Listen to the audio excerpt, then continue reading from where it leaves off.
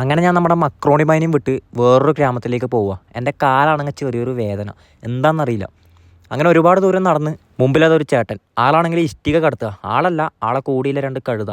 സത്യം പറയുകയാണെങ്കിൽ ഇവന്മാർക്ക് ഈ ഡീസലും പെട്രോളൊന്നും ഇല്ലാത്തതുകൊണ്ട് ആ ചേട്ടൻ എളുപ്പമാണ്. പക്ഷേ ഇവന്മാരെ കൂടുതൽ കഷ്ടപ്പെടുന്നുണ്ട്. എന്നെപ്പോലൊരു കഴുതാന്ന് പറയുക, ഭാരം ചുമണ്ടുകൊണ്ട് നടക്കുക.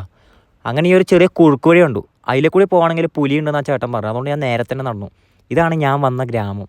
എന്ത് സുന്ദരമായ ഗ്രാമം. മക്രോണിയും മക്രോണി ബായും മക്രോണി ബായിൻ്റെ ശിഷ്യനും ഗ്രാമീണ ജനങ്ങളും. എൻ്റെ മോനെ ഒരു രസം തന്നെയായിരുന്നു ഇന്നലെ. അങ്ങനെ ഒരുപാട് ദൂരം നടന്ന് ഞാൻ വീണ്ടും ഒരു കാട്ടിലെത്തി. ഇതൊന്ന് സംഭവം, ഞാൻ എവിടെ കാല് വെച്ചാൽ അവിടെ കാടാ. പുലിയും കരടീനെയും മാത്രമാണ് എനിക്ക് പേടി, മനുഷ്യരെ പേടിയില്ല. എല്ലാം നല്ല മനുഷ്യരാണ്, അതുപോലെ പട്ടികളും. ഞാൻ എല്ലാ കാടും കയറി എത്തിപ്പെടുന്ന ഒരു മനുഷ്യൻ്റെ മുമ്പിലായിരിക്കും.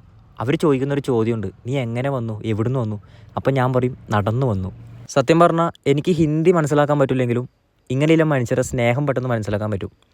അങ്ങനെ ഒരു 5 മിനിറ്റ് ഇരിക്കുമെന്നും പറഞ്ഞിട്ട് ആ ചേട്ടൻ പോയി. തിരിച്ചു വരുമ്പം ആ ചേട്ടൻ്റെ കയ്യിൽ എന്താണെന്നറിയോ? അത് ഞാൻ നാളെ പറയാം. പക്ഷേ ചേട്ടനൊരു നെയിം ഞാൻ ഇട്ടിട്ടുണ്ട്, പാൽപ്പായസം ബായി.